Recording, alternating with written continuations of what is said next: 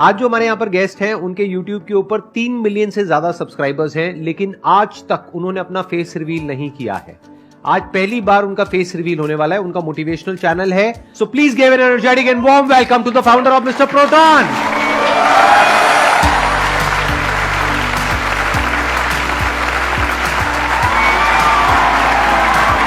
अरे अरे गले मिलो प्लीज बैठिए।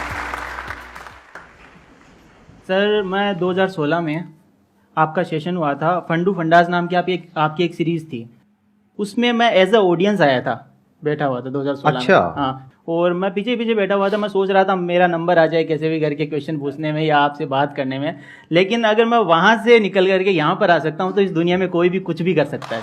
बहुत बढ़िया।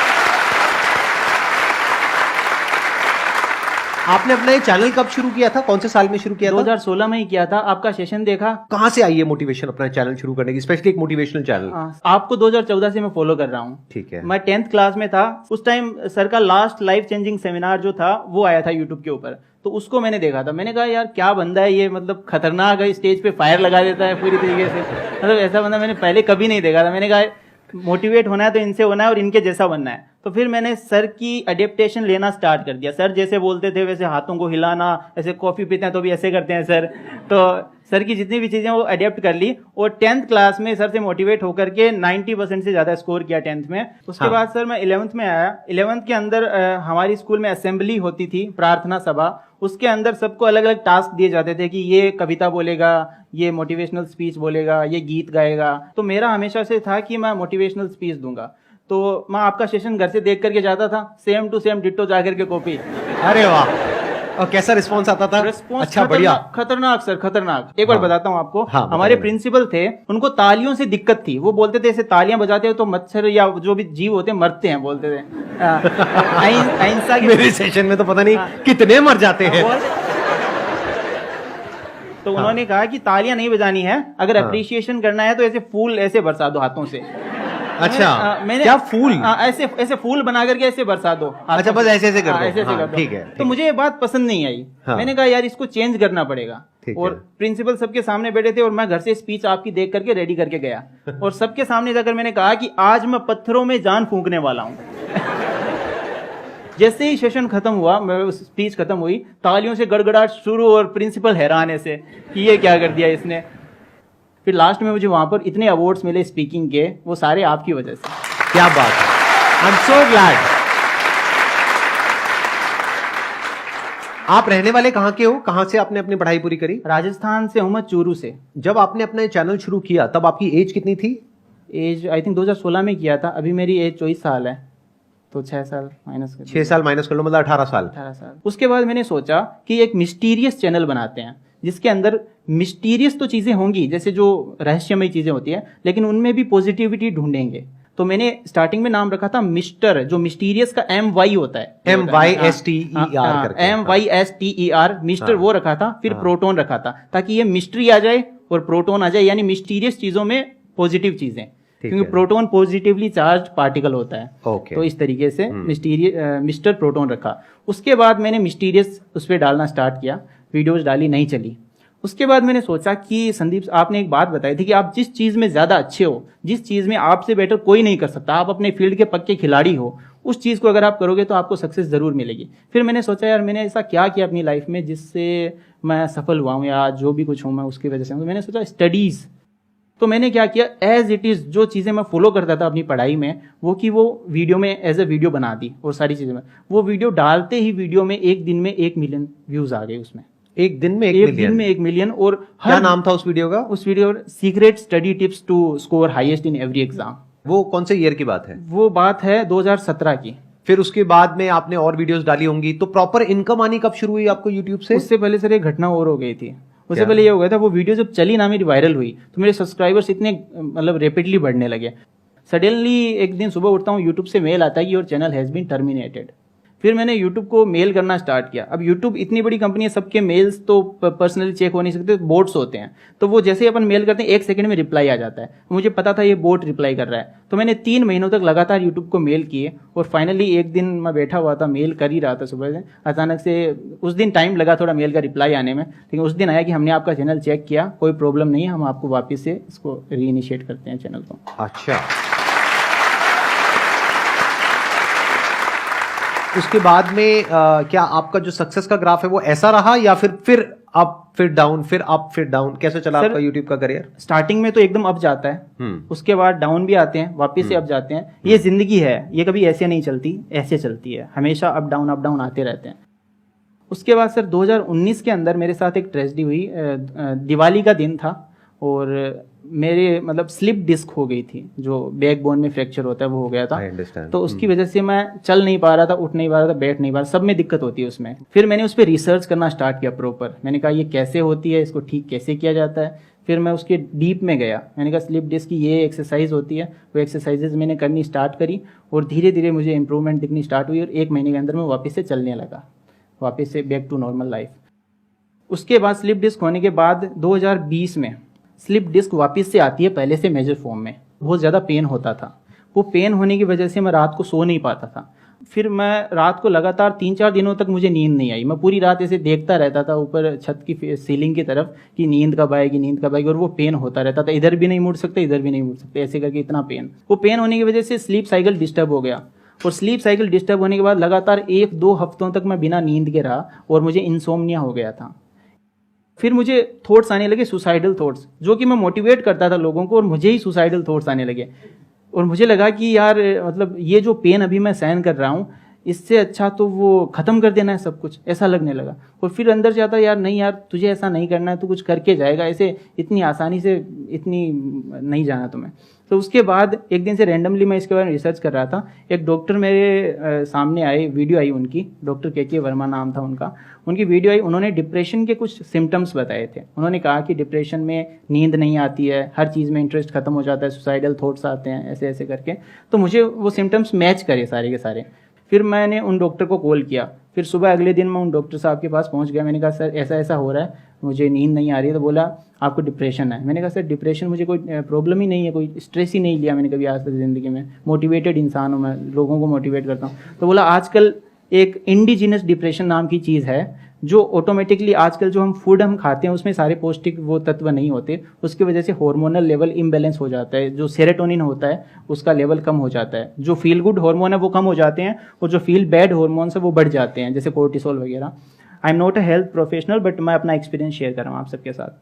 तो उसके बाद में मैंने उनका ट्रीटमेंट लेना स्टार्ट किया। अब ट्रीटमेंट लेना स्टार्ट किया तो मुझे नींद आने लगी, सब कुछ ठीक होने लगा, पहले की तरह होने लगा, सब कुछ अच्छा लगने लगा। उस टाइम सर जब मैं डिप्रेशन में था और नींद नहीं आती थी, रात को मैं आपकी वीडियो देखता था, क्योंकि डर लगता था अंदर से कि अब जिंदगी कम ही दिन हो गया, लेकिन अपने फेवरेट इंसान की वीडियो देख लेते हैं। तो आप स्पिरिचुअलिटी में बताते थे इंसान कभी मरता नहीं है, सिर्फ शरीर मरता है, हम अमर रहते हैं। तो मैंने कहा चलो मरेंगे तो शरीर मरेगा, अपन तो जिंदा रहेंगे, कोई दिक्कत मतलब मेरी वीडियोस को लोग अलग तरीके से भी इंटरप्रेट कर लेते हैं। I understand. हाँ, मैं समझ गया, क्योंकि हर कोई मेरी वीडियो को अपनी जो सिचुएशन है उसके हिसाब से इंटरप्रेट करता है। Right, I understand. तो मैंने सोचा उससे मुझे हिम्मत मिलती थी, मैंने उससे लड़ने की, मैं हार नहीं मानता था। मैंने कहा वो डर खत्म हो जाता था ना अंदर से, अगर डर खत्म हो गया फिर डर क्या लगेगा किसी चीज से। मैंने अभी देखा, अभी कुछ टाइम पहले आपके चैनल पे आपने कम्युनिटी पोस्ट किया है कि अभी डिप्रेशन की प्रॉब्लम अभी भी चल रही है। तो आप एग्जैक्टली बताएंगे अभी क्या हो रहा है उसमें? सर ऐसा हुआ, डिप्रेशन का जो ट्रीटमेंट होता है ना वो काफी लंबे समय तक चलता है। ऐसा नहीं है 1 महीने दवाई ली उसके बाद दवाई बंद कर दी। तो मैंने क्या किया, सही होते ही दवाई बंद कर दी थी। मेरी सबसे बड़ी गलती ये थी। हाँ, ये गलती है, ये मैंने गलती थी, मैंने दवाई अपने आप से बंद कर दी थी, जबकि साइकेट्रिस्ट से बिना पूछे आपको दवाई बंद नहीं करनी चाहिए। वो और कब बंद करी आपने दवाई? ये मैंने 2020 में 2-3 महीने लेने के बाद बंद कर दी थी। ओहो, अच्छा। उसके बाद बंद, वो फिर डिप्रेशन का एपिसोड दोबारा आता है वो और बुरे तरीके से आता है। तो अब जब डिप्रेशन का टाइम था और मैं दवाई ले रहा था, तब मुझे पता चला कि यार मैं अकेला सब कुछ नहीं कर सकता, टीम बनानी पड़ेगी। उस टाइम सब कुछ अकेला करता था, स्क्रिप्टिंग, वॉइस ओवर, एडिटिंग, सारा काम मैं अकेला करता था। उसके बाद पता चला कि सबकी टीम होती है, एक टीम बना लेते हैं। तो स्टार्टिंग में मैंने एक राइटर को ज्वाइन करवाया, उसके बाद में एक एडिटर को पकड़ा, ऐसे करके पहले 3 जनों की टीम बनी। उसके बाद आज हम 10 जनों की टीम है जो इस चैनल पे वर्क कर रहे हैं। स्टार्टिंग में सर मैं बताऊं, हमारे एरिया में 10,000 रुपये महीना भी बहुत ज़्यादा मानते थे कि 10,000 रुपये महीना भी बहुत ज़्यादा होता है। आज मैंने 10 लाख टच कर दिया है महीने का।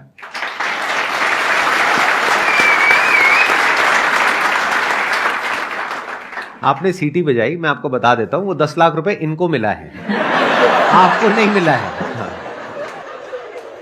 मैं एक चीज़ में विश्वास करता हूँ, the show must go on. चाहे हम चले जाएं, हम ना रहें, लेकिन शो चलते रहना चाहिए, शो नहीं रुकना चाहिए। तो मैंने क्या किया, मैंने कहा अपन प्रोटॉन है, इलेक्ट्रॉन को ले आते हैं, ठीक है। तो मैंने प्रोटॉन की जगह फिर इलेक्ट्रॉन, एक वॉइस ओवर आर्टिस्ट हैं, दिल्ली के ही हैं, उनको मैंने पहले, अब आवाज़ भी ऐसी होनी चाहिए जो लोगों को पसंद आए, ऐसे लोग नकार दें ऐसी आवाज़ भी नहीं होनी चाहिए। तो मैंने बहुत रिसर्च करी, फिर उनकी आवाज़ में पॉजिटिविटी मुझे मिली, तो मैंने उनको अप्रोच किया। मैंने कहा मैं प्रोटॉन हूँ, आप मेरे भाई बन जाइए और बोलिए कि मैं हूँ मिस्टर प्रोटॉन का भाई, mister electron, so let's begin. अब मेरी वीडियो की शुरुआत हमेशा ऐसे होती है, तो दोस्तों मेरा नाम है mister proton, so let's begin, ऐसे स्टार्ट होती है। तो उन्होंने अब ऐसे कर दिया कि मैं हूँ मिस्टर प्रोटॉन का भाई, मिस्टर इलेक्ट्रॉन। तो ऐसे करके उनकी वीडियोज़ आने लगी अभी, और मुझे थोड़ा सा ब्रेक मिल गया बीच में, ताकि मैं मेडिसिन लेकर के वापस से बैक टू ट्रैक आ सकूं। और अभी इस सेशन के बाद मैं वापस से स्टार्ट कर दूंगा वीडियोस बनाना। एक्सीलेंट जी, और आपको करना ही चाहिए। मैं आपको बस इतना कह सकता हूं, अपनी लाइफ का जो भी मेरा एक्सपीरियंस है, मेरी एज आपसे ज्यादा है। आपकी एज कितनी है? मेरी 24 है आपकी एज, मेरी 42 है। तो मैंने लाइफ में बहुत कुछ देखा है, बहुत उतार चढ़ाव देखे हैं, और भी लोगों के एक्सपीरियंसेस देखे हैं, अपनी फैमिली में भी देखे हैं, खुद के भी माइंड के लेवल पे, बॉडी के लेवल पे बहुत तरह के एक्सपीरियंसेस देखे हैं। मैं बस आपको इतना ही कहना चाहूंगा कि ये जो फेजेस आते हैं ना हमारी लाइफ में, ये टेम्पररी होते हैं, बस इसको हमेशा याद रखना है। और हर प्रॉब्लम का सोल्यूशन होता है। कोई भी प्रॉब्लम कितनी भी बड़ी आपको लग रही हो उस टाइम पे, यानी आज हो सकता है आप लोगों की लाइफ में कोई बहुत बड़ी प्रॉब्लम हो, लेकिन वो आज बड़ी लग रही है, आने वाले 1 साल तक अगर आप हिम्मत रखते हो तो मेरी इस बात को याद रखना, 1 साल बाद आपको याद तक नहीं रहेगी कि ऐसी कोई प्रॉब्लम आई थी।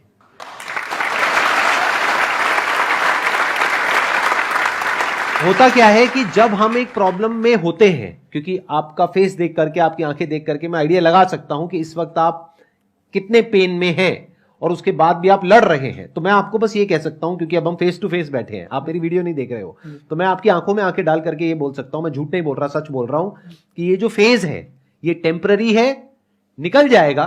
थोड़ी सी हिम्मत रखनी है, अपने काम पे ध्यान देना है, और 6 महीने के अंदर अंदर सब पास्ट में हो जाएगा। Thank you sir.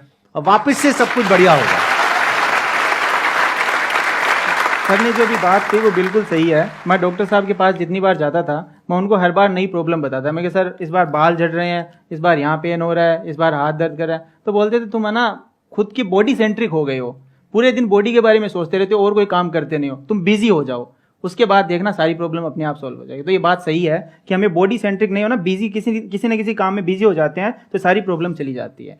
और प्लस बॉडी के लेवल पे अगर कोई प्रॉब्लम आती भी है, तो अगर तो वो एक्चुअल में बड़ी प्रॉब्लम है, यानी जैसे इन्होंने बताया स्लिप डिस्क है, तो आपको एक्सरसाइज करके उस प्रॉब्लम का सॉल्यूशन निकालना है।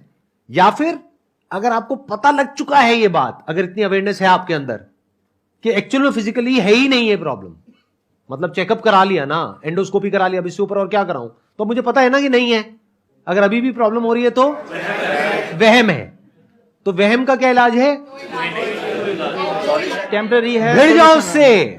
जैसे एक वहम होता है बड़ा ही कॉमन, बचपन में मुझे होता था, आपको भी होता होगा, अभी भी शायद कुछ लोगों को होता होगा। जब घर में कभी ऐसा होता है कि कोई नहीं होता और रात का वक्त होता है और आप सीढ़ियों से नीचे उतर रहे होते हो, तो ऐसा लगता है कि पीछे कोई है। ऐसा होता है नहीं होता है? और आप तेज उतरने लग जाते हो। कभी ऐसा फेस किया है ना आप लोगों ने? तो अब इस प्रॉब्लम का क्या सोल्यूशन है? पीछे मुड़ के देखो। ये वहम है ना, पीछे मुड़ के देखो, अबे कौन है सामने, आ। नीचे उतरने की बजाय ऊपर चढ़ो। सच बता रहा हूं आपको, भिड़ जाओ उस फियर से। बोलो रोज रोज मरने से अच्छा है इस भूत की वजह से एक ही बार मरेंगे, अब या तो तू नहीं या मैं नहीं। भिड़ जाओ पूरी तरीके से, हमेशा के लिए उस प्रॉब्लम का सोल्यूशन निकल जाएगा।